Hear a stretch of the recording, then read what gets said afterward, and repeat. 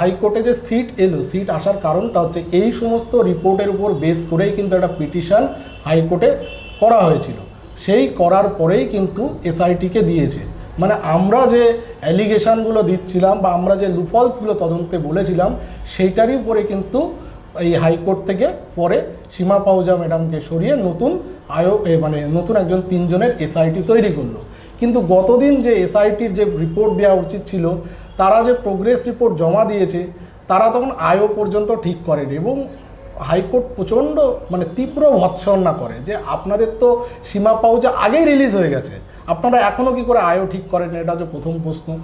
আয়ও ঠিক হলে জাস্ট কয়েকটা দিন আগে, এবং দেখবেন যে শিয়ালদা কোর্টে তারা বলেছে যে নথি হস্তান্তর করছে। তাহলে যে এসআইটির ইনভেস্টিগেশন হলো তারপরে কিন্তু আজ প্রায় 3 মাসের কাছাকাছি, ওরা এখনও পর্যন্ত নথি হস্তান্তর করে পারেনি। এবং আমার যেটা মনে হয় যে সিবিআই তদন্তটা করে কোথায়? দেখুন, তদন্ত করতে গেলে তো আরজি করে আসতে হবে, আরজি করেও আমি আসতে দেখি না। আমি কবে এসছে আমার নিজেরও মনে পড়ছে না। ওই একদিন আপনারা ঠিক করুন যে আপনার বিচার দেবেন কি দেবেন না। আপনি কাস্টডিতে রিলিজ করলেন, বাই ডিফল্ট বেল পেলো, কিন্তু আজ পর্যন্ত তাদের এগেনস্টে আপনি কোনো কিছু চার্জশিট কিন্তু পেশ করতে পারলেন না। তাহলে দুটো জিনিস হতে পারে, যে অভিজিৎ মণ্ডল এবং সন্দীপ ঘোষ তাদের এগেনস্টে আপনারা ফলসলি লিগেট করে তাদেরকে জেলে ঢুকিয়েছেন, তা সেটা কেন করলেন? অথবা আপনি তাদের এগেনস্টে যা যা প্রমাণ আছে আপনি সামনে আনছেন না।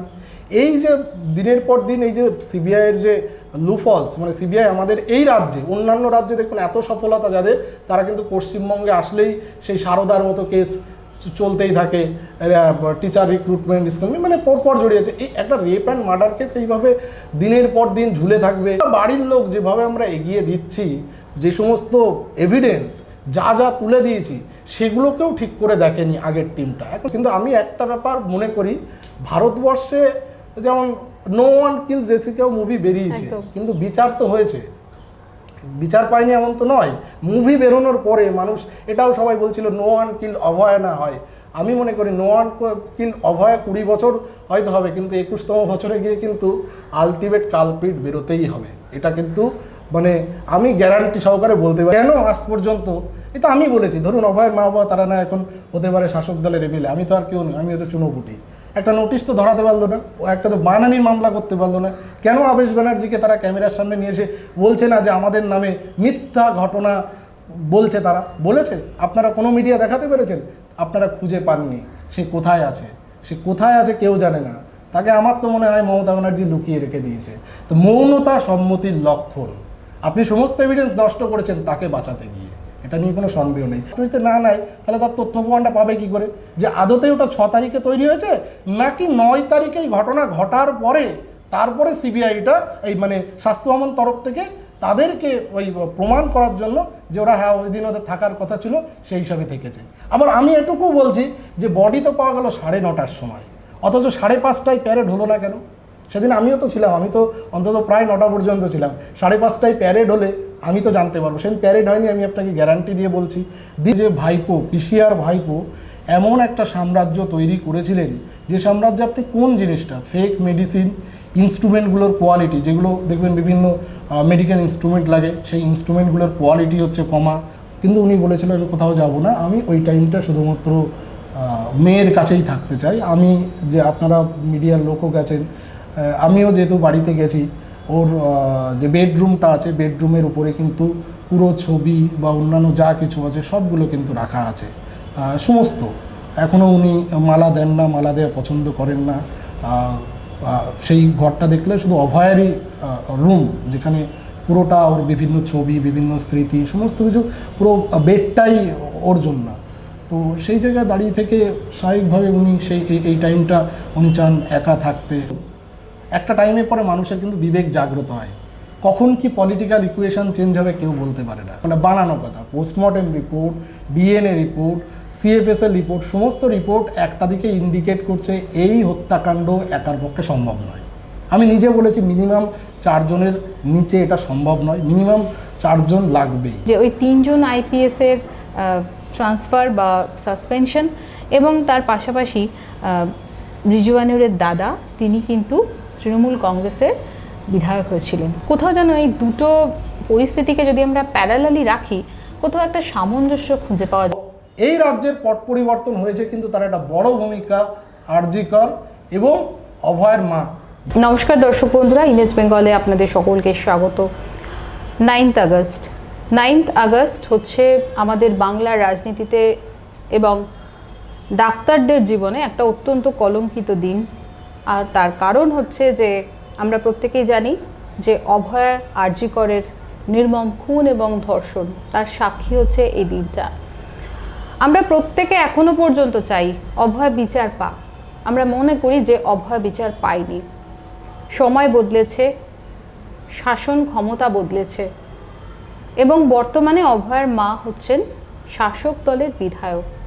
স্বভাবতই আমাদের কাছে একটাই প্রশ্ন, অভয়ার মৃত্যুর 2 বছর পূর্ণ হতে চলেছে। সেই পরিস্থিতিতে আর কবে অভয়া বিচার পাবে? এখনও আমাদের সঙ্গে যখন সাধারণ মানুষের বিভিন্ন জায়গায় কথা হয়, তখন একটাই প্রশ্ন তারা করেন, আচ্ছা ওই মেয়েটার কিছু হলো না? সত্যি আমরা প্রত্যেকেই চাই অভয়ার বিচার পাক। কিন্তু এই বিষয় নিয়ে যিনি সবথেকে ভালো কথা বলতে পারেন, কারণ এই ঘটনার প্রথম থেকে এখনো পর্যন্ত অত্যন্ত ওতপ্রোতভাবে যিনি জড়িত, এই ঘটনার প্রত্যেকটা সমস্যাকে উনি খুব কাছ থেকে দেখেছেন, তদন্ত সংক্রান্ত বিষয়ে যার খুঁটিনাটি জানা, ডক্টর তাপস প্রামাণিক, আরজি করের অন্যতম চিকিৎসক। ডাক্তারবাবু, প্রথমেই আপনাকে ইমেজ বেঙ্গলে স্বাগত। খুব ভারাক্রান্ত একটা মনে কথা বলতে হচ্ছে আমাদেরকে। এই অগস্ট মাস এলে আমাদের এই সময়টা বিশেষ করে নাড়া দেয় যে অভয়ার চলে যাওয়াটা এবং সেই নির্মম মৃত্যু আজও আমাদের প্রশ্ন করে যে কেন অভয়া বিচার পেল না। তো আমরা দেখলাম শাসন ব্যবস্থার পরিবর্তন হলো। বর্তমানে রত্না দেবনাথ, অভয়ার মা, তিনি বিধায়িকা হয়েছেন। ঠিক কোন জায়গায় আটকে রইল অভয়ার বিচার? কেন অভয়া আজও বিচার পাচ্ছে না? আদৌ কি পাবে অভয়া বিচার? দেখুন, আমি যতটুকু অন্তত হাইকোর্ট এবং শিয়ালদা কোর্টে গিয়ে দেখেছি, প্রথমত সিবিআইয়ের যে প্রথম টিম ছিল, যিনি আয়ো ছিলেন সীমা পাহুজা ম্যাডাম, তিনি যেটা ছিল যে কলকাতা পুলিশ যে জায়গায় তদন্ত শেষ করেছিল ঠিক সেই জায়গায় উনি তদন্ত তার থেকে বেশি কিছু এগোয়নি। জাস্ট সেই সঞ্জয় রায়কে দোষী প্রমাণ করার জন্য মাইক্রোস্কোপের নিচে তিনি সেই এভিডেন্সগুলো রেখে প্রডিউস করেছেন। এবং এই কথাগুলো আমার কথা নয়, আপনারা যদি শিয়ালদা কোর্টের জাজমেন্টটা দেখেন, সেই জাজমেন্টেও কিন্তু লেখা আছে। আবার দেখা যাচ্ছে যে তারপরেও আমি নিজে, অভয়ার মা বাবা, আমরা সীমা পাহুজা ম্যাডামের সাথে প্রায় 3 ঘন্টার একদিন কথাবার্তা বলি এবং বলার পরে আমি কিন্তু বেশ কিছু লেখা তুলে দিই যে কোন জায়গায় লুপহোলস রয়েছে, যে জায়গাগুলোই তদন্ত হয়নি। তার ভেতরে একটা রিপোর্ট ছিল DNA report, doctor Parthapratim Majumdar স্যারের একটা রিপোর্ট করা ছিল, সেই রিপোর্টটাও সেখানে অ্যাটাচড করা হয়েছে। তারপরে আমাদের ফরেন্সিক বিশেষজ্ঞ তার রিপোর্ট অ্যাটাচ করা ছিল এবং আমার কিছু লুপহোলস যেগুলো মনে হয়েছে প্রথম থেকে আমি চর্চা করার পরে সমস্ত কিন্তু আমরা তাদেরকে দিয়েছিলাম। কিন্তু তারপরেও দেখা যাচ্ছে যে তেমন কিচ্ছু করেনি। এবং পরবর্তীকালে এই যে হাইকোর্টে যে সিট আসার কারণটা হচ্ছে এই সমস্ত রিপোর্টের উপর বেস করেই কিন্তু একটা পিটিশন হাইকোর্টে করা হয়েছিল। সেই করার পরেই কিন্তু এসআইটিকে দিয়েছে। মানে আমরা যে অ্যালিগেশনগুলো দিচ্ছিলাম বা আমরা যে লুপহোলসগুলো তদন্তে বলেছিলাম, সেইটারই উপরে কিন্তু এই হাইকোর্ট থেকে পরে সীমা পাহুজা ম্যাডামকে সরিয়ে নতুন একজন 3 জনের এসআইটি তৈরি করলো। কিন্তু গতদিন যে এসআইটির যে রিপোর্ট দেওয়া উচিত ছিল, তারা যে প্রোগ্রেস রিপোর্ট জমা দিয়েছে, তারা তখন আয়ও পর্যন্ত ঠিক করেনি। এবং হাইকোর্ট প্রচণ্ড তীব্র ভৎসনা করে যে আপনাদের তো সীমা পাহুজা আগেই রিলিজ হয়ে গেছে, আপনারা এখনও কি করে আয়ও ঠিক করেন? এটা হচ্ছে প্রথম প্রশ্ন। আয়ও ঠিক হলে জাস্ট কয়েকটা দিন আগে, এবং দেখবেন যে শিয়ালদা কোর্টে তারা বলেছে যে নথি হস্তান্তর করছে। তাহলে যে এসআইটির ইনভেস্টিগেশন হলো, তারপরে কিন্তু আজ প্রায় 3 মাসের কাছাকাছি ওরা এখনও পর্যন্ত নথি হস্তান্তর করে পারেনি। এবং আমার যেটা মনে হয় যে সিবিআই তদন্তটা করে কোথায়? দেখুন, তদন্ত করতে গেলে তো আরজি করে আসতে হবে। আরজি করেও আমি আসতে দেখি না। আমি কবে এসছে আমার নিজেরও মনে পড়ছে না। ওই একদিন শ্মশানে গেল, বাস ওখানেই শেষ। তারপরে শুনতে পাচ্ছি আরজি করে আজ আসবে, কাল আসবে, এখনও পর্যন্ত কিন্তু আসেনি। তো তদন্তটা কোথায় হবে, কিভাবে হবে? তদন্তকারী অফিসাররা যাদেরকে এক্সক্লুসিভলি এই কেসের জন্য রাখা হয়েছে, যে কেসটা গোটা বিশ্ব তোলপাড় হয়ে গেছে, সেই সিবিআই অফিসাররা যদি তদন্ত ঠিকঠাক করে না করেন, তাহলে তো কিছু করার নেই। এখন আমাদের ভরসা দেখুন, ভারতবর্ষে যে প্রিমিয়ার ইনভেস্টিগেটিং এজেন্সি, তারা যদি এইরকমভাবে তদন্তে গাফিলতি হয়, এই গাফিলতি তো আমি একা নয়, আগের দিন হাইকোর্টে কিন্তু একই কথা বলেছেন যে আপনারা ঠিক করুন যে আপনার বিচার দেবেন কি দেবেন না। প্রথম কথা হচ্ছে যে তারা বলেছিল যে এভিডেন্স ট্যাম্পার হয়েছে। যদি এভিডেন্স ট্যাম্পার হয়ে থাকে, সেই ট্যাম্পার কারা করলো সেটাও আজ পর্যন্ত সিবিআই বলতে পারছে না। ওই যুক্তি খাটিয়ে চলছে যে না, এভিডেন্সগুলো ট্যাম্পার হয়েছে, স্লিপ স্টাডি রুম ভাঙা হয়েছে, তার কারণে হয়তো আমাদের এভিডেন্সগুলো ট্যাম্পার হয়েছে। কিন্তু বাস্তবে এভিডেন্স ট্যাম্পার হলেও তো তার এগেনস্টে চার্জশিট হবে। আজ পর্যন্ত কিন্তু অ্যাডিশনাল চার্জশিট দেয়নি।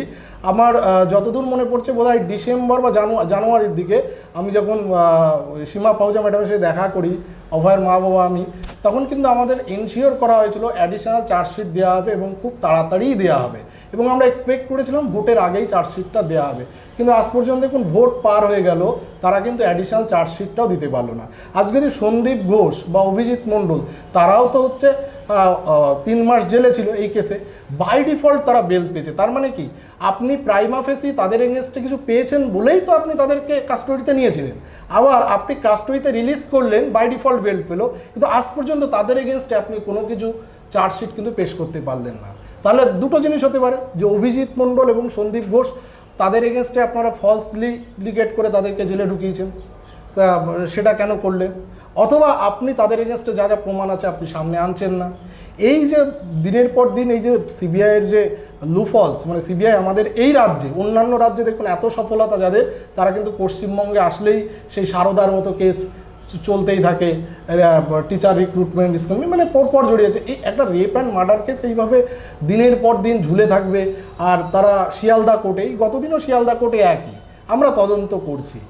আমরা বাড়ির লোক যেভাবে আমরা এগিয়ে দিচ্ছি, যে সমস্ত এভিডেন্স যা যা তুলে দিয়েছি, সেগুলোকেও ঠিক করে দেখেনি আগের টিমটা। এখন যেহেতু নিউ টিম এসছে, আমি নিউ টিমকে এখনই ব্লেম করতে পারছি না, কারণ সবারই একটা এত বড় একটা কেস, সেটা সত্যি আয়ও ঠিক হয়নি। রিসেন্টলি আয়ও ঠিক হয়েছে, সম্ভবত সন্দীপনা গর্গ ম্যাডাম, এরকম কিছু একটা নাম। তো এখনও তাকে আমি দেখিয়ে দিই। তো পুরনো টিম কিচ্ছু করেনি। বাস্তবে তারা হচ্ছে কোর্টে আগের দিন, আর কোর্টে যদি হিয়ারিং থাকতো তার 2 দিন আগে আসতো, এসে তারা একটা করতো কি, যে ওই 5 নম্বরের পয়েন্ট 1 নম্বর, 1 নম্বরের পয়েন্ট 10 নম্বরে করে তারা চেঞ্জ করে দিয়ে দিত। তার ভিতর কিচ্ছু পাওয়া যেত না। এবং হাইকোর্টের লাস্ট দিন বিচারপতিরা, আমরা যখন চেয়েছিলাম যে ওনারা কি স্ট্যাটাস রিপোর্ট দিল, আমাদের একটা কপি দেওয়া, তখন বলছে কি দেখবে, ওর ভিতরে আছেটা কি, মানে বিচারপতিরাও যাদেরটা মজার ছলে নিল ব্যাপারটা, যেহেতু ওর ভিতরে কিছু নেই, কিছু তো নেই, দেখে কি হবে। তো এটা ওরা দিনের পর দিন করে যাচ্ছে, এইটা নিয়ে কিন্তু আমরা প্রচণ্ড হাওতাশ। কিন্তু আমি একটা ব্যাপার মনে করি, ভারতবর্ষে যেমন নো ওয়ান কিল জেসিকাও মুভি বেরিয়েছে, কিন্তু বিচার তো হয়েছে, বিচার পায়নি এমন তো নয়। মুভি বেরোনোর পরে মানুষ এটাও সবাই বলছিল নো ওয়ান কিল অভয় না হয়। আমি মনে করি নো ওয়ান কিল অভয় 20 বছর হয়তো হবে, কিন্তু 21তম বছরে গিয়ে কিন্তু আলটিমেট কালপ্রিট বেরোতেই হবে। এটা কিন্তু মানে আমি গ্যারান্টি সহকারে বলতে পারি। যেমন সিস্টার অভয়া কেস ইন কেরালাতে সেই 20 বছরের বাদে গিয়ে কিন্তু আলটিমেটলি ব্রেক থ্রু পেয়েছিল। আর সব থেকে বড়ো ব্যাপার, ক্রিমিনালদের ভেতরে একটা জিনিস দেখুন, অভয়ের মা বাবা আবেশ ব্যানার্জির নাম নিয়েছে মমতা ব্যানার্জির ভাইপো। আমিও বলেছি, এই নামটা আমি আগেই জানতাম, কিন্তু সেই সময় আমি বলিনি, কারণ সেই সময় বলার মতো পরিস্থিতি ছিল না। আপনারা একটা লক্ষ্য করবেন, মদন মিত্র অভিষেক ব্যানার্জির নামে বলল যে সে ওই টাকা পয়সা নিয়ে নাকি লোকজনকে মারে বা এরকম টাইপের টার্ম বলেছে, সুপারি কিলারের কাজ করে, মার্ডার করে। সাথে সাথে তিনি 10 কোটি টাকার মানহানির মামলা করলো। আপনি বলুন তো, আবেশ ব্যানার্জির নাম ওঠার পরে তাদের কি সম্মান গেল না? আজ পর্যন্ত আবেশ ব্যানার্জিকে মমতা ব্যানার্জি সামনে কেন আনলো না? আবেশ ব্যানার্জি কেন সামনে আসলো না? কেন আজ পর্যন্ত? এটা আমি বলেছি, ধরুন অভয়ের মা বাবা, তারা না এখন হতে পারে শাসক দলের এমএলএ, আমি তো আর কেউ নই, আমি হচ্ছে চুনোপুটি। একটা নোটিশ তো ধরাতে পারলো না, একটা তো মানহানির মামলা করতে পারলো না। কেন আবেশ ব্যানার্জিকে তারা ক্যামেরার সামনে নিয়ে এসে বলছে না যে আমাদের নামে মিথ্যা ঘটনা বলছে? তারা বলেছে, আপনারা কোনো মিডিয়া দেখাতে পেরেছেন? আপনারা খুঁজে পাননি। সে কোথায় আছে, সে কোথায় আছে কেউ জানে না। তাকে আমার তো মনে হয় মমতা ব্যানার্জি লুকিয়ে রেখে দিয়েছে। তো মৌনতা সম্মতির লক্ষণ। আপনি সমস্ত এভিডেন্স নষ্ট করেছেন তাকে বাঁচাতে গিয়ে, এটা নিয়ে কোনো সন্দেহ নেই। কিন্তু যদি এই ক্রাইমে ইনভলভ না হতো, আপনি এতদিনে অন্তত প্রেস ব্রিফিং করে একটা কথা বলতেন, অন্তত ফেসবুকে এখন আসছেন মমতা ব্যানার্জি কথা বলতেন, বা আবেশ ব্যানার্জি, আমরা যে কেউ, ধরুন আমার এগেনস্টে কেউ একটা অ্যালিগেশন দিল আপনাদের মিডিয়াতে, আমিও তখন গিয়ে কাউন্টার স্টেটমেন্ট কিন্তু দেবো, এটা খুব স্বাভাবিক। আর মমতা ব্যানার্জি যে রাজ্যের মুখ্যমন্ত্রী, যার ভাইপোকে নিয়ে এতবার বলা হলো, অভয়ের মা বাবা বললো, আমি বললাম, আরও অনেকে বলেছে, তারা কিন্তু আজ পর্যন্ত মনে করেনি যে সামনে এসে কথা বলুক। লুকিয়ে থাকছে কেন? তার মানে বোঝা যাচ্ছে সামথিং ইজ রং। এই কথাটা একদম গ্যারান্টি দিয়ে বলা যেতে পারে এইবার যে এই ক্রাইমে ইনভলভ। না মমতা ব্যানার্জি কেন বলুন না, ওই অভিক, বিরূপাক্ষ, সুদীপ্ত রায়, সুশান্ত রায়, এই সমস্ত কয়েকজন লোককে বাঁচাতে গিয়ে গোটা নিজের কেরিয়ার নষ্ট করবে? সত্যি কথা বলতে দেখুন, আমি অন্তত এইবারের যে ভোটে আমি অ্যাক্টিভলি থাকার সুবাদে এটুকু বলতে পারি যে এই রাজ্যের পট পরিবর্তন হয়েছে, কিন্তু তার একটা বড় ভূমিকা আরজি কর এবং অভয়ের মা ভোটে দাঁড়ানো। এটা কিন্তু মানে বিজেপি ডিভিডেন্ড পেয়েছে, এটা অস্বীকার করার কোনো জায়গা নেই। কারণ আমি আমার সোশ্যাল মিডিয়া সূত্রে দেখুন, এখন তো মানুষের সবার হাতে এখন স্মার্টফোন আছে এবং সবাইকেই কিন্তু বোঝা যায় যে তাদের কোন দিকে যাচ্ছে। আমি আমার সোশ্যাল মিডিয়া পেজে এটুকু দেখেছি, লোকে এটা বলেছে সবাই হারুক, অভয়ের মাকে জিততেই হবে। এবং এটাও অন্যান্য কনস্টিটিউয়েন্সিতে তারা বলছে যদি আমার কনস্টিটিউয়েন্সিতে হতো, সে অন্য কোনো পার্টির, আমি অভয়ের মাকেই ভোটটা দিতাম। এই ভোটগুলো আমি বলছি রাজ্য পরিবর্তনের প্রত্যেকটা জায়গায় অন্তত 3 to 4% ভোট মিনিমাম বেড়েছে শুধুমাত্র অভয়ের মা ক্যান্ডিডেট হওয়ার জন্য। তার কারণ হচ্ছে সারা পশ্চিমবঙ্গ তথা সারা বিশ্বের মানুষ চায় যে এর একটা বিচার হোক। কেউ কিন্তু মেনে নিতে পারেনি। দেখুন, অনেক এর পরেও রাজ্যে অনেক রেপ মার্ডার হয়েছে, সেগুলোও খুব সেন্সিটিভ কেস, 12ই পুরো হলো। মানুষ কিন্তু এই ব্যাপারটা মেনে নেয়নি যে আরজি করের মতো জায়গায় যে ঘটনা ঘটেছে, এই ঘটনার যদি আজকে শাস্তি না হয় তাহলে সারা বিশ্বে কিন্তু মানুষ হতাশই হবে। এই জন্য কেন্দ্র সরকারের কাছে আমার বারবার অনুরোধ যে সিবিআই যাতে ঠিকভাবে কাজ করে, তাদেরকে অন্তত চাপ দেওয়া হোক। যে অন্তত আমাদের মাননীয় মুখ্যমন্ত্রী এসেই 3 জন পুলিশ অফিসারকে সাসপেন্ড করেছেন শুরুতেই, এটা আমাদের একটা পজিটিভ দিক, এইটা অবশ্যই তাকে ধন্যবাদ জানাই। কিন্তু বাকি কাজটা তো সিবিআইকে করতে হবে। সেই সিবিআইকে অভয়ের মা বাবা কী বলছে সেটা শুনতে হবে, সেই সিবিআইকে শোনাতে হবে হচ্ছে যে বা আরজি করে কি আছে, কারা কারা এর সাথে যুক্ত থাকতে পারে, সেগুলো তো জিজ্ঞাসাবাদ করতে হবে। সেগুলো জিজ্ঞাসাবাদ না করলে কী হবে? আমরা আবেশ ব্যানার্জির কথা বলছি, তাহলে আবেশ ব্যানার্জিকে কেন আজ পর্যন্ত তার কল রেকর্ড চেক করা হচ্ছে না? সে কোথায় ছিল, কী বৃত্তান্ত, সেগুলো তো তোলা হতে পারে, কেন তোলা হবে না? সেগুলো চেষ্টাই করা হয়নি। স্যার, আপনার সঙ্গে কথা বলার পর আমাদের কাছে আপনি একটা ইন্টারভিউ দিয়েছিলেন এবং সেখানে প্রত্যক্ষভাবে আপনি এবং আরও কয়েকজন আবেশ ব্যানার্জির কথা বলেছিলেন, এবং সেই কথার সূত্র ধরে আমরা যখন আরও কয়েকজন বিশেষজ্ঞের সাথে প্রাক্তন আইপিএস যারা তাদের সঙ্গে কথা বলি, তখন তারা একটা কথা ডিরেক্টলি বলেছিলেন যে সেদিনকার রাতে মমতা বন্দ্যোপাধ্যায় বলেছিলেন যে আমি রাত্রি 2টো পর্যন্ত জেগে মনিটরিং করেছিলাম এই কেসটার। তো স্বভাবতই সেখান থেকে তারা বলছেন যে তাহলে মমতা ব্যানার্জিকে কেন তদন্তের আওতায় আনা হবে না, যেটা সব থেকে বড় প্রশ্ন। এবং এভিডেন্স ট্যাম্পারিং যেটা, সেখান থেকেও কিন্তু তথ্য প্রমাণ লোপাটের ভিত্তিতে একটা অপরাধ হয়, সেই অপরাধেরও তো শাস্তি দিতে পারে সিবিআই, বা সেই অপরাধটাও তো একটা গর্হিত অপরাধ। তাহলে সেই জায়গাগুলোর উপরে ফোকাস করা হচ্ছে না কেন? কাকে লুকোনোর চেষ্টা করা হচ্ছে? এইটাকে রাখাই হয়নি। মমতা ব্যানার্জি নিজে মুখে স্বীকার করেছে, তাহলে তার ফোনটাকে কাস্টডিতে নেওয়া উচিত ছিল কনফিসকেট করে। আজ পর্যন্ত তার ফোনটা নেয়নি এবং ফোন চেক করে তিনি কার কার সাথে কথা বলেছিলেন। আজকে যদি ধরুন এই যে 3 জন পুলিশ অফিসারকে সাসপেন্ড করলো, ইন্দিরা মুখার্জি, অভিষেক গুপ্তা এবং হচ্ছে সিপি বিনীত গোয়েল, সেখানে এমনি তো সাসপেন্ড হয়নি। সেখানে বলা হচ্ছে, মুখ্যমন্ত্রী বললেন যে প্রাইমা ফেসি তাদের এগেনস্টে কিছু পাওয়া গেছে। তো তার মানে তাদেরকে কে ডিরেকশন দিচ্ছে? দেখুন, আমিও এটা বিশ্বাস করি যে 3 জন আইপিএস অফিসার কেন এরকম একটা মার্ডারে ইনভলভ থাকতে পারে না। তারা হয়তো মমতা ব্যানার্জির ডিরেকশন ফলো করেছে, এর বাইরে তো কিছু নয়। পুলিশ চালাতো মমতা ব্যানার্জি, তিনিই পুলিশ মন্ত্রী। তাহলে কি ডিরেকশন দিল? যদি এরা 3 জন সাসপেন্ড হতে পারে, মমতা ব্যানার্জি কেন তদন্তের আওতায় আসবে না, যেটাই সিবিআই করলো না? আর এই 3 জন অফিসারকে এবার বলতে পারেন যে সিবিআই, আপনারা হয়তো বেশি বাড়িয়ে বলছেন সিবিআই সঠিক তদন্ত করছে। সিবিআই যদি সঠিক তদন্ত করে থাকে তাহলে এই 3 জন অফিসারকে সাসপেন্ড মুখ্যমন্ত্রীকে করতে হলো কেন? তাদের করা উচিত ছিল। আমি একদম নিজে পার্সোনালি জিজ্ঞাসা করেছিলাম যে আপনারা 3 জন যে অফিসার, তাদের কি কখনো দেখেছেন?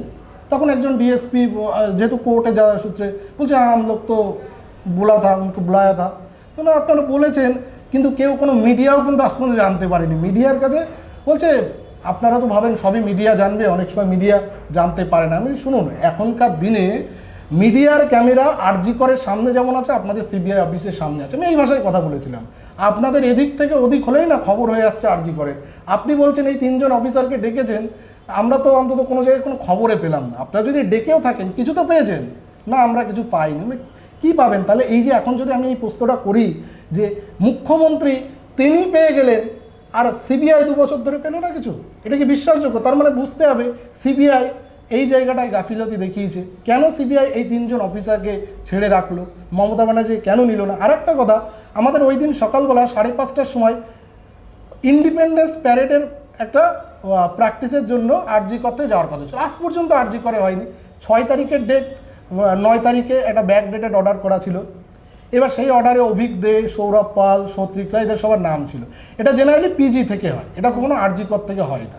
এবার প্রশ্নটা হলো অর্ডারটাও কিন্তু ব্যাক ডেটেড অর্ডার, পেন দিয়ে মেমো নাম্বার লেখা। আমার প্রশ্নটা হচ্ছে স্বাস্থ্য ভবনের যে কর্তা ব্যক্তিরা করলো, 2 জন ডিএমই এবং ডিএইচএসকে সেই সময় করালো, সরিয়ে দেওয়া হলো। কিন্তু যে জায়গায় এটার সত্যি প্রমাণ করতে গেলে তার এফএসএল করতে হবে, তো যে এই অর্ডারটা কবে হয়েছে, এই অর্ডারটা কবে হয়েছে, তাহলে সেই এফএসএল করতে হলে তার যে হার্ড ডিস্কগুলো, সিবিআইয়ের উচিত ছিল হার্ড ডিস্ককে নিজের কাস্টডিতে নেওয়া, কিন্তু কাস্টডিতে হার্ড ডিস্ক কিন্তু দেয়নি।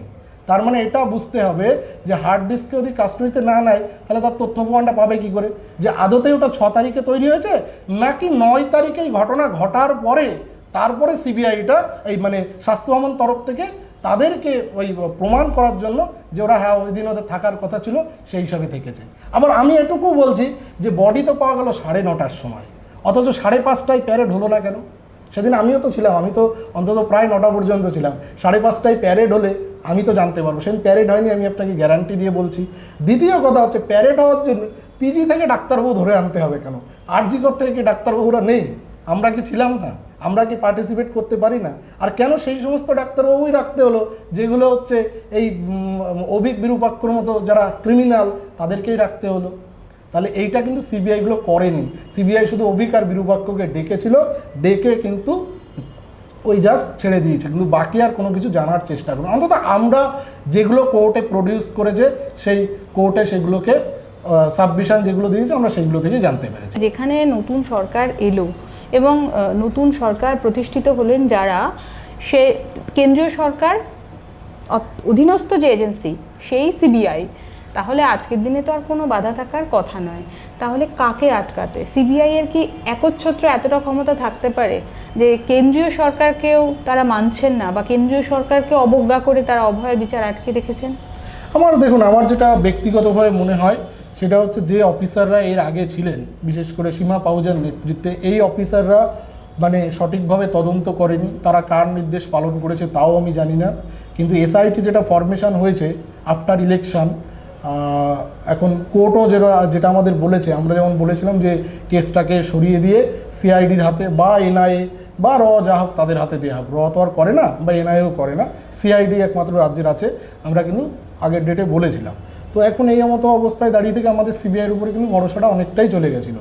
কিন্তু কোর্ট তারপরে আমাদেরকে যেটা বললো যে দেখুন যেহেতু সিবিআই প্রিমিয়ার ইনভেস্টিগেটিং এজেন্সি, তাদের উপর ভরসা রাখতে হবে। আর যেহেতু পুরনো টিম কাজ করছে না, দেখুন একটা জায়গায় অনেক সময় দেখুন আমাদের এই যে রাজ্যে, যেমন রাজ্যে একটা সময় বিনীত গোয়েলের মতো অফিসারও ছিল, আবার এখন যিনি ডিজি হয়েছেন মানে রাজীব কুমারের মতো অফিসার ছিল, আবার এখন যারা অন্তত সিপি বা ডিজি তাদের যে কর্মপদ্ধতি আমরা কিন্তু টোটালি উল্টো দেখছি।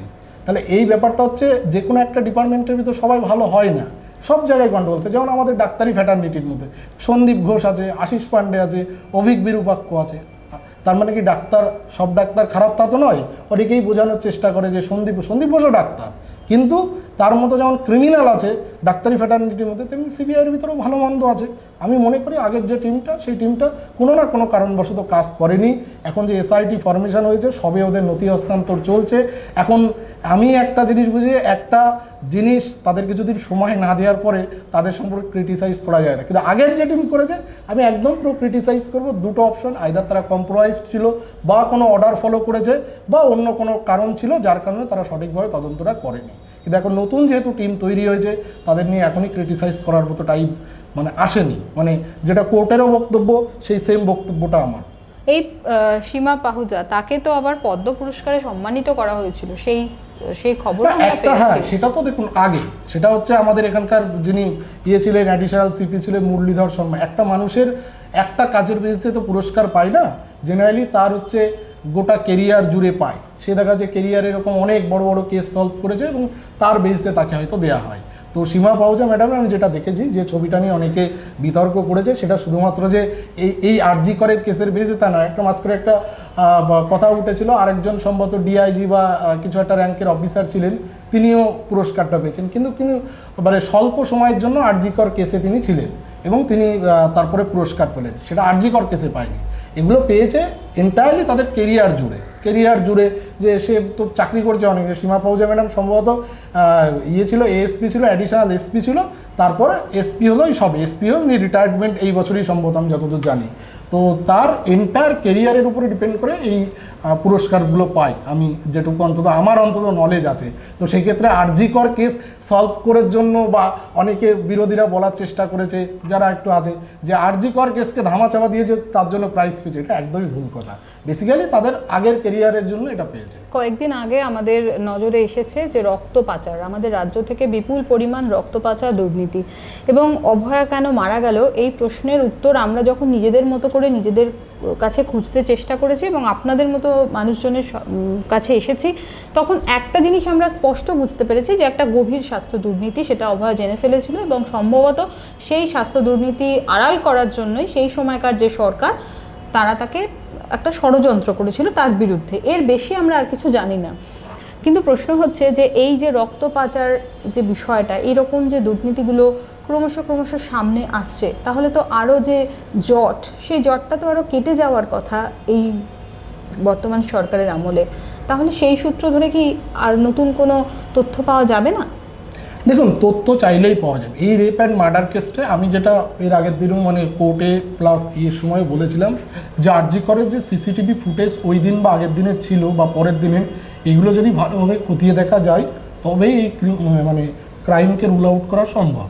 আর এই যে রক্ত পাচার নিয়ে যেটা বলছেন, আমাদের পশ্চিমবঙ্গে এই যে ভাইপো, পিসিআর ভাইপো এমন একটা সাম্রাজ্য তৈরি করেছিলেন, যে সাম্রাজ্যে আপনি কোন জিনিসটা, ফেক মেডিসিন, ইনস্ট্রুমেন্টগুলোর কোয়ালিটি, যেগুলো দেখবেন বিভিন্ন মেডিকেল ইনস্ট্রুমেন্ট লাগে, সেই ইনস্ট্রুমেন্টগুলোর কোয়ালিটি হচ্ছে কমা।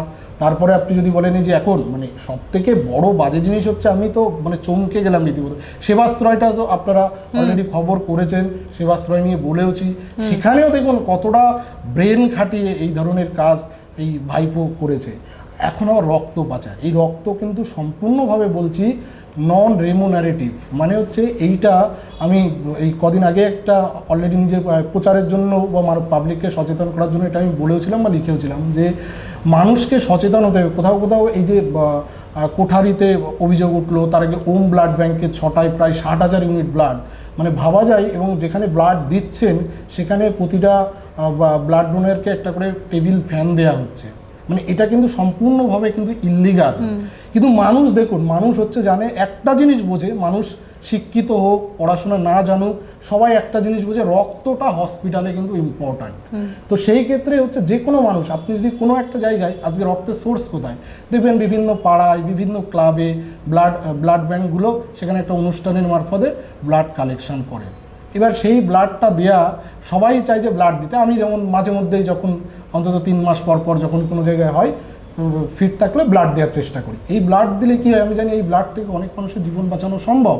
তো সেই জন্য কোনো জায়গায় কোনো একটা মানুষ, তার হয়তো সেইভাবে বিদ্যা বা পড়াশোনা নেই, কিন্তু তাও সে জানে যে এই একটা রক্ত তিনি দিচ্ছেন, তিনি কিন্তু পেশেন্টকে বাঁচাতে পারেন, তার জন্যই মানুষ কিন্তু দেয়। কিন্তু সেই জায়গায় কিছু মানুষ মিসইউজ করছে। আজকের দিনে দাঁড়িয়ে ব্লাড মানে স্বাস্থ্য ভবনের পারমিশন ছাড়া 60,000 ইউনিট ব্লাড বাইরে পাচার হয়েছে চড়া দামে। ভাবা যায় আমাদের রাজ্যে, এবার এখানে কোনো বড় মাথা নেই, এটা হতে পারে। এবং অভিযোগ উঠছে যে সেখানেও কোনো একজন বড় নেতার মানে মাঝখানে স্বাস্থ্য ভবন এনওসি দিতে চায়নি, স্বাস্থ্য ভবনের যে উইংটা কাজ করে সেই জায়গায় কোনো একজন মন্ত্রী বা বড় মাথা চাপ দিয়ে আবার তার এনওসি বের করেছে। এরকম এভরি জায়গায় আপনি যদি স্বাস্থ্য ব্যবস্থা এই রাজ্যে শিক্ষা স্বাস্থ্য দুটোকে শেষ করে দিয়ে গেছে পিসি ভাইপো, কোথাও বাদ রাখেনি। তো এই স্বাস্থ্য ব্যবস্থা, এবং সরকার চেঞ্জ হলে অনেকে বলতে পারে কেন পরিবর্তন, দেখুন, এগুলো হচ্ছে লং টার্ম পরিকল্পনা। আপনি চাইলেই কালকে পরিবর্তন করে দিতে পারবেন না। বিভিন্ন জায়গায় বিভিন্ন রিক্রুটমেন্ট দরকার, বিভিন্ন জায়গায় ডাক্তারের ক্রাইসিস আছে। এই ধরুন পোস্ট গ্রাজুয়েট ট্রেনিরা পাস করছে, এসআর দিয়ে চালানো হচ্ছে। কত পিএইচসি, কত বিপিএইচসিতে কত ডাক্তার নেই। এই যে এতগুলো মেডিকেল কলেজ খুলেছে, তার প্রফেসর কোথায়? প্রফেসর লাগবে। এখন ধরুন প্রফেসর তো রাতারাতি তৈরি হয়ে যেতে পারে না। অ্যাসিস্ট্যান্ট প্রফেসর, অ্যাসোসিয়েট, দেন প্রফেসর, এগুলো একটা টাইম বাউন্ড প্রসিডিওর। আপনি এখন যদি মনে করে যে আমি এত টাকা সরকারি তহবিল থেকে দিয়ে দিলাম, এত কোটি টাকা, এই মেডিকেল কলেজগুলো প্রফেসর ওইভাবে হয় না। আমাদের তো মানে শিক্ষার কোয়ালিটি বাড়াতে গেলে সেগুলোকে সময় দিতে হবে। তো এই যে এখন ওয়েস্ট বেঙ্গল ঘটছে, অনেকেই ভাবছে পরিবর্তন হলো, কিন্তু কোনো লাভ হচ্ছে না। আমি বলছি স্বাস্থ্য ব্যবস্থার বেহাল দশা ছিল আগের গভর্নমেন্টের টাইমে, বেহাল দশা করে রেখেছিল, বেহাল দশা ছিল না। সরকারের ফান্ড আসতো, সেই ফান্ডকে মিসইউজ করা হতো। ইভেন সেন্ট্রালের যে ফান্ড আসতো সেটাকেও এরা মিসইউজ করতো। নাহলে দেখুন সেবাশ্রয়ের মতো ফান্ড কীভাবে মিসইউজ করেছে। সরকারের স্বাস্থ্যসাথীর যে ফান্ডটাকে, সেই ফান্ডটাকে মিসইউজ করেছে। ভাইপোর এই অ্যাকাউন্টে গেছে, তার নিজের ভোট প্রচার আর নিজের অ্যাকাউন্টে গেছে। তো এই জিনিসগুলো তো ঠিক জিনিস নয়। এইবার আমাদের হচ্ছে যে এই তদন্ত করতে গেলে প্রতিটা ক্ষেত্রে এক একটা করে তদন্ত কমিটি করতে হবে। আপনি যে জায়গায় হাত দেবেন সেই জায়গায় ইনস্ট্রুমেন্ট যাবেন, ব্লাড যাবেন, ফেক মেডিসিন, কোনো জায়গা কিন্তু বাদ নেই। একটা জায়গায় বাদ নেই করাপশন। আর সন্দীপ ঘোষ তো ওয়ান অফ দি ক্রিমিনাল ছিল। এরা একটা নেক্সাস চালাতো, এরা থিসিস পেপার, ওষুধ, তারপরে বিভিন্ন এই বডি পাচার, সবই এদের ছিল। এরা তো কোনো কিছুই এদের কাছে অসম্ভব নয়। এরা বেসিক্যালি ওই 25-75-এর ভাগ এরা করতে পারতো। সন্দীপ ঘোষ করেছে, তার মাথার উপরে হাত না থাকলে কেউ করতে পারে? সন্দীপ ঘোষ 25 পেয়েছে, 75 দিয়েছে। এই যেমন দেবরাজ চক্রবর্তী, তার যে অ্যামাউন্ট অফ সম্পত্তি, সুজিত বোসের, এদের প্রিভিয়াস ব্যাকগ্রাউন্ড কী ছিল? এখন যে হারে যে সম্পত্তি হয়েছে, এই সম্পত্তি ওরা কি রাতারাতি করেছে? এদেরকে ওই ভাইপো আর পিসির হাত ছিল, তারা করে নিয়েছে। আজকে যে আরজি কর আর 2 বছর আগেকার যে আরজি কর, এই দুয়ের মধ্যে কোনো ব্যবধান আপনার চোখে পড়ে? দেখুন, আরজি করটা এমন একটা জায়গায়, মানে যে জায়গাটায় গেছিলো, আরজি কর এখন অ্যাডমিনিস্ট্রেটিভ দিক থেকে ঠিকঠাক, এটুকু বলা যেতে পারে। অ্যাডমিনিস্ট্রেশন ঠিকঠাক, কিন্তু আরজি কর একটা বড়ো সমস্যা হয়ে গেছে। সেটা হচ্ছে যে এমার্জেন্সি বিল্ডিংটা, যে বিল্ডিংটায় হচ্ছে ভাঙচুর হয়েছিল, ওই বিল্ডিংটায় এখন কাজ করা সম্ভব হচ্ছে না। তার কারণ হচ্ছে ওখানে একটা ক্রাইম সিন রয়েছে, 8তলায় একটা সাসপেক্টেড সিন রয়েছে, যার জন্য পিডাব্লিউডি থেকে কাজ করতে পারছে না। ওখানে এমার্জেন্সিটা তুলে নিয়ে গিয়ে ট্রমা বিল্ডিংয়ের ভিতর রাখা হয়েছে, একটা ছোট্ট জায়গায়, যেটা মেন অবস্ট্রাকেলস। আমাদের যিনি স্বাস্থ্যমন্ত্রী আগের দিন এসেছিলেন, তাকেও আমরা এই ব্যাপারটা বলেছি যে আমরা বিভিন্ন সমস্যা ফেস করছি। এবার সত্যি কথা বলতে, যেহেতু কেসটা এখনও সলভ হয়নি, তো সেক্ষেত্রে আমাদের বেশ বড়সড় সমস্যার সম্মুখীন হচ্ছে এমার্জেন্সির জন্য। আদারওয়াইজ যে আমাদের যে ভয় ভীতির পরিবেশ যেটা অন্যান্য কলেজে এক্সিস্ট করে, আমাদের এই জায়গায় সেই জিনিসটা নেই। অন্তত সেই জায়গাটায় শান্তশিষ্ট আছে। স্বাস্থ্যমন্ত্রী পাল্টে গেছে, কিন্তু স্বাস্থ্য সচিব এখন নিজের পদে বহাল আছে। কোনো একদিন অভয়ের মা রত্না দেবনাথ তিনি স্পষ্ট বলেছিলেন যে স্বাস্থ্য সচিব তিনি কিন্তু এখনও রয়ে গেলেন, যদিও স্বাস্থ্যমন্ত্রী পাল্টে গেল। তো এই যে সিস্টেমটা, মানে এই যে ঘুমধরা সিস্টেম, সেই সিস্টেমের মধ্যে যারা ছিলেন তারা তো সবাই একইভাবে এক্সিস্ট করছে। তাহলে স্বাস্থ্য দপ্তরের যে দুর্নীতি, যেটার জন্য আজকে এত বড় একটা ইনসিডেন্ট হলো, বা আপনারা যে সমস্ত বিষয়গুলোতে সোচ্চার হয়েছেন, তার কোনো পরিবর্তন হয়েছে? না, সেটা হয়নি। কেন হয়নি আমারও জানা নেই। এটা নিয়ে দেখুন, অভয়ের মা বাবা তো ডিরেক্টলি স্বাস্থ্যমন্ত্রীকে যখন বলেছিলেন আইএমএ হাউসে, আমি তখন প্রেজেন্ট ছিলাম। এখন ওনারা যেটা বলেছেন সেই বক্তব্য একই বক্তব্য আমার তো বিরোধিতার কিছু নেই। এখন হতে পারে, দেখুন আমি যেহেতু সরকারি জায়গায় চাকরি করি, তো ডিরেক্টলি আমি তাকে বলতে পারবো না। কিন্তু দ্য ফ্যাক্ট ইজ, যে ফ্যাক্টটা কাকিমা সেদিন বলেছিল, সেটা তো মিডিয়ার সামনে, সবার সামনে বলেছিল, পাশে তো আমিও দাঁড়িয়েছিলাম। এবার সেটা তো আমারও একই বক্তব্য, কেন শুনবেন না? কারণ একজন, আমি যত জানি হেলথ সেক্রেটারি এত লং টাইম ধরে কেউ থাকে না, যেটা উনি আছেন। কেন আছেন সেটা একমাত্র স্বাস্থ্যমন্ত্রী বলতে পারবেন। এটা আপনারা তাকে জিজ্ঞাসা করতে পারেন, কিন্তু থাকা উচিত নয়। আমরা অন্তত, প্লাস হচ্ছে পশ্চিমবঙ্গের যত ডাক্তার আছে, সমস্ত ডাক্তারদেরই কিন্তু একই বক্তব্য, কেন তিনি ওই পোস্টে এখনও বসে আছেন। এই বক্তব্য কিন্তু আমার একার নয়, আমি সবার বক্তব্য শুনেই আমি বলছি যে যারা শাসক দলেরও সমর্থন করেন ডাক্তারবাবুরা, তারাও একই কথা চায়, তারাও একই কথা যে কেন আছেন। এই প্রশ্নের উত্তর আমাদের কাছে নেই। গতকাল আমরা দেখেছি সংবাদ মাধ্যমে অভয়ের মা রত্না দেবনাথ তিনি বলেছেন যে আগামী 7 দিন আমার সঙ্গে কেউ যোগাযোগ করবেন না। তো এই বিষয় নিয়ে মানে তিনি কি 7 দিনের একটা সময়সীমা দিয়ে দিয়েছেন যে 7 দিনের মধ্যে মানে 9 তারিখ পর্যন্ত তিনি কি আশা করছেন যে তার মধ্যে একটা কিছু বিচার মিলবে অভয়ের? এমন কোনো কারণেই কি তিনি এই ধরনের সিদ্ধান্ত নিয়েছেন? দেখুন, এটা তো ওটা পার্সোনাল সিদ্ধান্ত, ওইভাবে আমি বলতে পারি না। আমার সাথে 2 দিন আগে কথা হয়েছিল, তো আমিও কালকে এটা ওনার ওই ফেসবুক পোস্টে দেখলাম। তবে আমার যেটুকু আইডিয়া, আমার সাথে কথা হয়নি, আমি যেটুকু আমার বুঝি, কারণ ওনার এই মাসটা হচ্ছে অত্যন্ত বেদনাদায়ক একটা মান্থ। 9th আগস্ট আসলে উনি মানসিকভাবে একটা ওনাদের একটা আলাদাই পরিস্থিতি তৈরি হয়। তার আগে 6 তারিখে হাইকোর্টে হিয়ারিং আছে। তো সেই আগামী 6 তারিখে, আজকে তো 3 তারিখ হয়ে গেল, তো 6 তারিখে ওনার হিয়ারিং আছে। তারপরে হচ্ছে 9 তারিখে মেয়ের এই একটা ওই দিনটা, 9 তারিখ তো বলো না, 8 আর 9, তো 2 বছর হতে যাচ্ছে। তো সেই কারণে স্বাভাবিকভাবে হয়তো মানুষের কাছ থেকে টাইম চেয়ে নিয়েছেন, কারণ একটা মানুষের ভিতরে হয় যে মেয়ে তো আর নেই, কিন্তু মেয়ের সেই জিনিসগুলো, ব্যাপারগুলো কিন্তু মনে পড়ে। সেই 2 বছর আগে কি হয়েছিল, একদিন মেয়ে বেরিয়ে আসলো, রাতের বেলা কল করলো, তারপরে আর তার কথা কোনো দিন আর শুনতে পারলো না। পরের দিন তাকে ডেড বডি নিয়ে বাড়িতে যেতে হলো। এবার ওনার আগের বছরও কিন্তু 9 তারিখের আগে কিন্তু উনি সেই সময়টা অনেক প্রোগ্রাম রেখেছিল, কিন্তু উনি বলেছিল আমি কোথাও যাব না, আমি ওই টাইমটা শুধুমাত্র মেয়ের কাছেই থাকতে চাই। আমি যে আপনারা মিডিয়ার লোকও গেছেন, আমিও যেহেতু বাড়িতে গেছি, ওর যে বেডরুমটা আছে, বেডরুমের উপরে কিন্তু পুরো ছবি বা অন্যান্য যা কিছু আছে সবগুলো কিন্তু রাখা আছে, সমস্ত। এখনও উনি মালা দেন না, মালা দেওয়া পছন্দ করেন না। সেই ঘরটা দেখলে শুধু অভয়েরই রুম, যেখানে পুরোটা ওর বিভিন্ন ছবি, বিভিন্ন স্মৃতি, সমস্ত কিছু, পুরো বেডটাই ওর জন্য। তো সেই জায়গায় দাঁড়িয়ে থেকে স্বাভাবিকভাবে উনি এই টাইমটা উনি চান একা থাকতে, একটা ইমোশনাল ফিলিংস মেবি, আমার যেটা বাস্তবিকভাবে মনে হয়। 8-9 তারিখ, 7-8-9 তারিখ ওই আসলেই ওনার ব্যাপারটা কাজ করে। এইবার কেন কারণ সেটা আমি জানি না, কিন্তু আমার যেটা মনে হয়েছে মেবি এই কারণ, অন্য কোনো কারণ হতে পারে না, সম্ভাবনা কম। যাকে অভয়ের এই কাণ্ডে একমাত্র দোষী সাব্যস্ত করা হয়েছে তিনি হচ্ছেন সঞ্জয় রায়।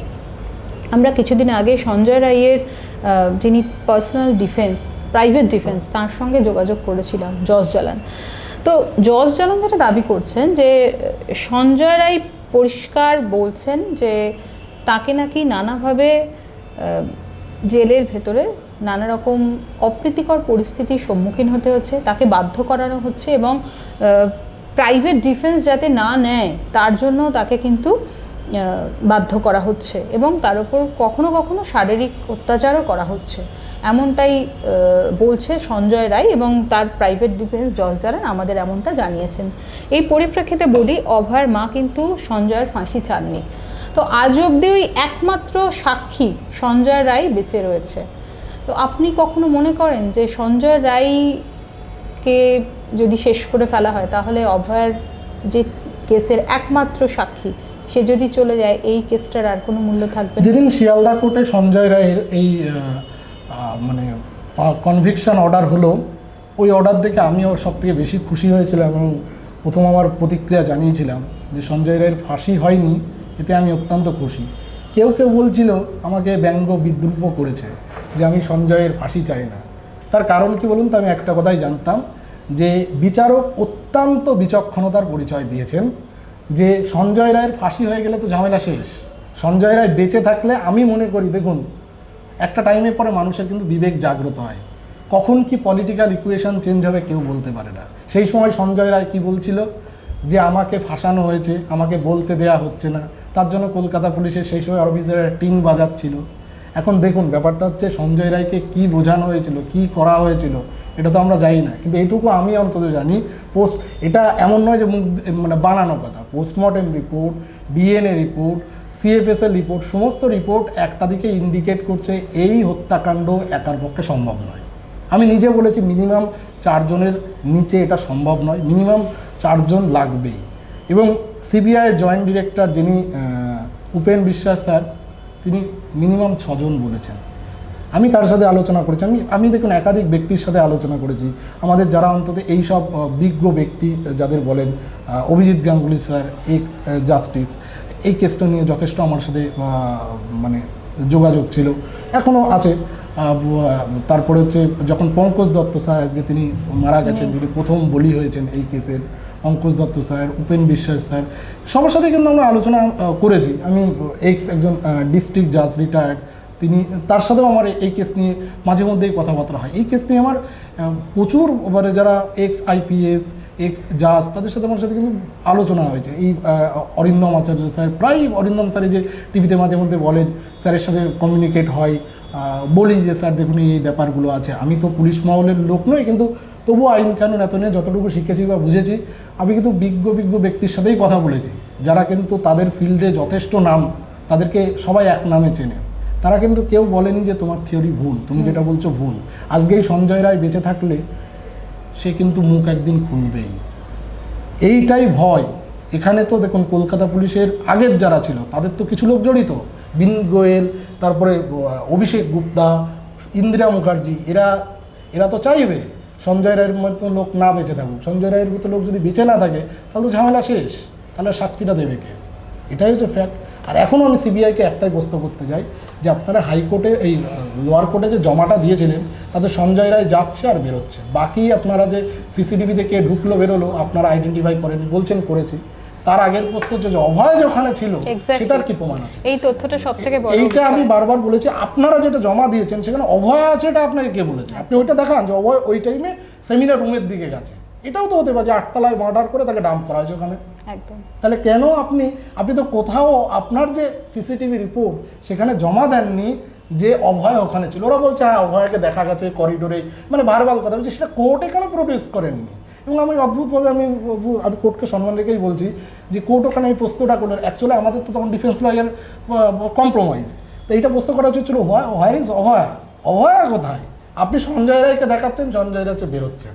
অভয়া যে ওই রুমে ছিল এটার প্রমাণ কোথায়? অভয়ের বডি পাওয়া গেছে, তো অন্য জায়গায় বিল্ডিংয়ে এত জায়গা রয়েছে, কোথাও মার্ডার করে ওখানে ডাম্প করে দেওয়া হতেই পারে। এই প্রশ্নের উত্তর কিন্তু সিবিআই দিতে পারেনি, এবং আমি একাধিকবার এই প্রশ্ন করেছি যে এটা কিন্তু ঠিক হচ্ছে। তাহলে আমাদের সিসিটিভিগুলো আমাদের দেখানো যে কিছু আছে কি না, বা ওই যে মুভমেন্ট যেটুকু জমা দিয়েছে তার ভিতরেও আনইউজুয়াল মুভমেন্ট, সেটা কোথায়? সেটাও নেই। এই তদন্তে একাধিক লুফলস, এই লুফলসের উপরে লুফলস, প্লাস এই কদিন আগে যেটা অলরেডি কাকিমা একটা পুট আপ পিটিশনও দিল যে ডিএনএ স্যাম্পেল চেঞ্জ হয়েছে, হ্যাঁ, সেটা নিয়েও আবেদন জানানো হয়েছে যে তদন্ত হোক। আজ যদি ওই তথ্যটা সঠিক হয়, আমরা এখনও জানি না তার আউটকাম কী, সেখানে কিন্তু নামও দেওয়া আছে।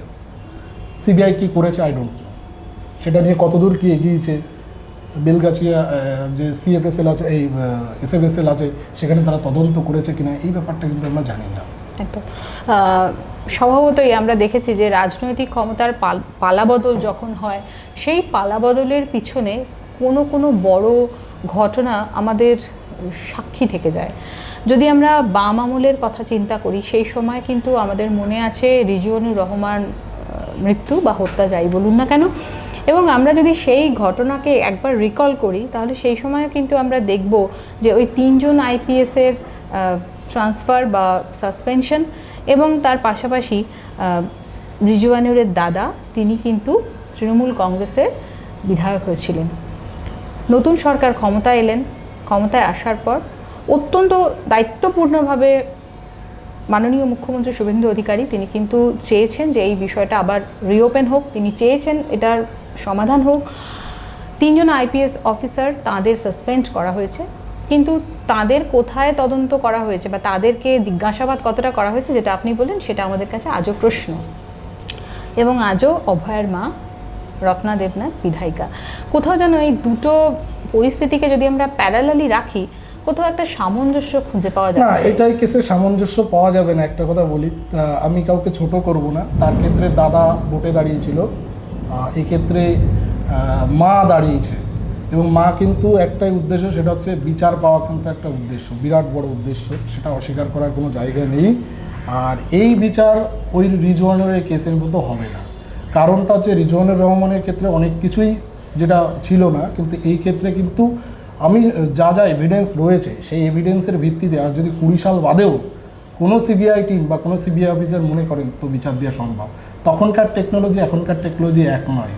তখন যে ডিএনএ আর এখনকার ডিএনএ যেগুলোকে আলাদা করা যায় সেটা কিন্তু তখন অতটা ভালোভাবে হতো না, যেটা এখনকার দিনে যে ডিজিটাল এভিডেন্সগুলো থাকে আপনি সেই সময়টা কিন্তু তখন পাবেন না এখন যেভাবে পাওয়া যায়। আগে অত ক্যামেরা ছিল না, এখন যে হারে ক্যামেরা রয়েছে, তো প্রিজার্ভ করা কোনো ব্যাপার না, এভিডেন্স পাওয়া সম্ভব, চাইলেই এটার বিচার দেওয়া সম্ভব। এবার সেইটাকে আমি সামঞ্জস্যপূর্ণ কখনোই করব না। আর একটা ব্যাপার হচ্ছে ইন্টেনশনটা দেখতে হবে। মমতা ব্যানার্জির ইন্টেনশনটাই দাঁড়িয়েছিল শুধুমাত্র মিসইউজ করবে, আর তিনি যা করবে তার নিজের ফ্যামিলি, ভাইপো আর বাড়ি যারা আছে তাদের জন্য, তিনি বাকি কারোর জন্য কখনো ভাবতেন না। তো এই সরকার তো আর ওয়ান ম্যান আর্মি এরকম ব্যাপারটা নয়। বিজেপি সরকার বা কেন্দ্রীয় সরকার, তাদের ভেতরে মানে পুরো দিল্লি থেকে কন্ট্রোল হয় বা তাদের বিভিন্ন সময় বিভিন্ন রকম ব্যাপার আছে, যেটা শুধুমাত্র টিএমসি একটা রিজিওনাল দল, তাদের ক্ষমতায় থাকার জন্য তারা যা খুশি করেছে। দেখুন ভোটটা হাতের কালি ওঠার আগে দলটাই উঠে গেছে, এটা তো হয়েছে। তো সেই জায়গায় দাঁড়িয়ে থেকে এটা আমরা কি করতে পারি? আমরা যেটা আমাদের এখানে যে এভিডেন্সগুলো আমরা বারবার নিয়ে কোর্টে প্রডিউস করছি, আমরা কোর্টে প্রডিউস করবো। দেখুন আমরা ইনভেস্টিগেশন এজেন্সির উপরে আমরা ভরসা করতে হবে। তাছাড়াও শুভেন্দু অধিকারী মহাশয় দুটো কমিশন তৈরি করেছেন, সেটা শুধুমাত্র আরজিকর কেস নয়, যে সমস্ত মহিলাদের উপর অত্যাচার হয়েছে, দময়ন্তী সেন মহাশয় এবং তার সাথে একজন জাস্টিস আছে, আর ওদিকে বিচারপতি বিশ্বজিৎ বসু আর হচ্ছে কে জয়রামন স্যার আছেন।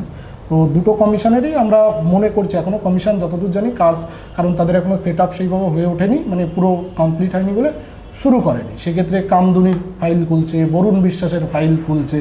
তো দেখুন মুখ্যমন্ত্রী যদি শুরুতেই এসে বরুণ বিশ্বাস, কামদুনি, আরজিকর ফাইল তো খুলছে, আগের সরকারের আমলে তো দেখাই যায়নি। আগের সরকারের আমলে যে বরুণ বিশ্বাস এর খুনে অভিযুক্ত জ্যোতিপ্রিয় মল্লিক, তাকে বারবার সার্টিফিকেট দিয়েছে মমতা ব্যানার্জি। কামদুনি কাণ্ডে অভিযুক্তদের বারবার গার্ড করেছে মমতা ব্যানার্জি। শুভেন্দু অধিকারী মহাশয় তো এখনও সেগুলো নিয়ে কোনো কমেন্ট করেনি। বা এই যে মমতা ব্যানার্জি একটা যে হাসখালিতে রেপ হলো, তারা কি প্রেম করতো না কি করতো, এই সমস্ত মন্তব্য করতো, করে তো নি। তামান্নার মা, সে তো ভোটে দাঁড়িয়েছিল সিপিআইএমে, তার তো বিচার দিল। সে এখানে শুভেন্দু অধিকারী মহাশয়ের সাথে কথা বলে যাওয়ার পরেই দেখা গেলো যে বাকিরা অ্যারেস্ট হয়ে গেল। তামান্নার মা হ্যাপি, তামান্নার মা বিরোধিতা করেনি। প্লাস বারুইপুরে দেখুন, বারুইপুরের মতো ঘটনা কিন্তু বিরোধী, বিশেষ করে সিপিআইএম চাইছিল ওখানে একটা রায়ট হোক, সে রায়ট কিন্তু করাতে পারেনি। সেখানে কিন্তু খুব সূক্ষ্মভাবে মুখ্যমন্ত্রী অত্যন্ত বুদ্ধিমত্তার সাথে কেসটাকে কিন্তু ম্যানেজ করলেন। আপনি আর বারুইপুর নিয়ে নিউজ শুনছেন, কারণ ফ্যামিলি স্যাটিসফাইড। যেখানে ফ্যামিলি স্যাটিসফাইড হয়, বাইরের লোক গিয়ে কিছু করতে পারে না। তারা হয়তো অনেকেই, তাদের একটা কথা আছে যে মুসলিমরা বিজেপিকে ভোট দিতে চায় না, এরকম একটা ব্যাপার আছে আমাদের এখানে।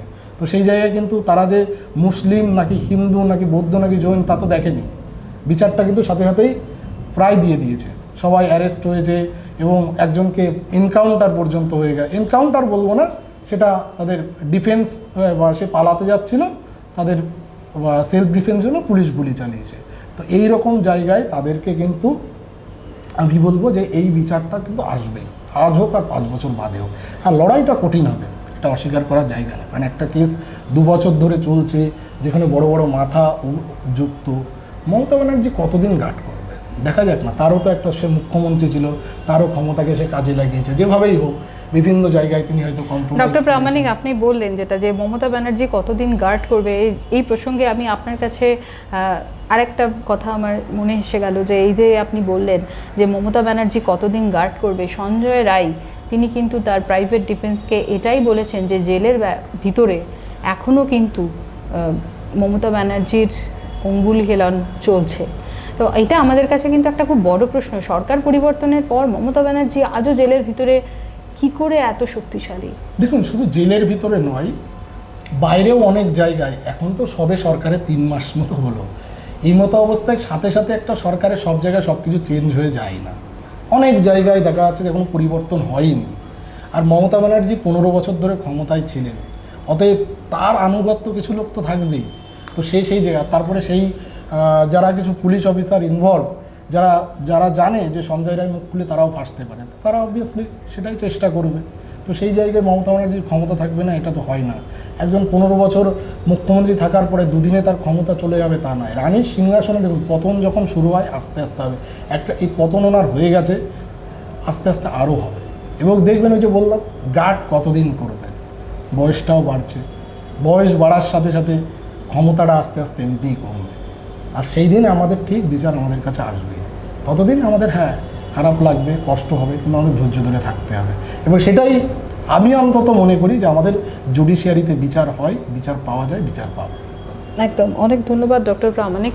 আমরা কথা বললাম অভয়ের নির্মম খুন এবং ধর্ষণ, যার 2 বছর পূর্তি হচ্ছে, কিন্তু প্রশ্ন একটাই থেকে গেল যে কারা করলো এই ঘটনা, কার জন্য আজও অভয়ের মা এবং বাবাকে চোখের জল ফেলতে হচ্ছে।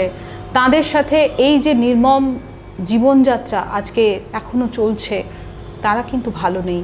তো স্বভাবতই আদৌ কি অভয় বিচার পাবে? আপনাদের এই প্রশ্নের মতো আমাদেরও এই প্রশ্ন। তবে হ্যাঁ, আমরা প্রত্যেকেই আশাবাদী, আমাদের বিচার ব্যবস্থার উপরে বিশ্বাস ভরসা আমাদের প্রত্যেকেরই রয়েছে। তাই আমরা প্রত্যেকেই আশায় বেঁচে থাকি যে অভয়া বিচার পাবে, অভয়া বিচার পাক। ক্যামেরা অজিত দাসের সঙ্গে সাথী নিয়োগীদের রিপোর্ট, ইমেজ বেঙ্গল, কলকাতা।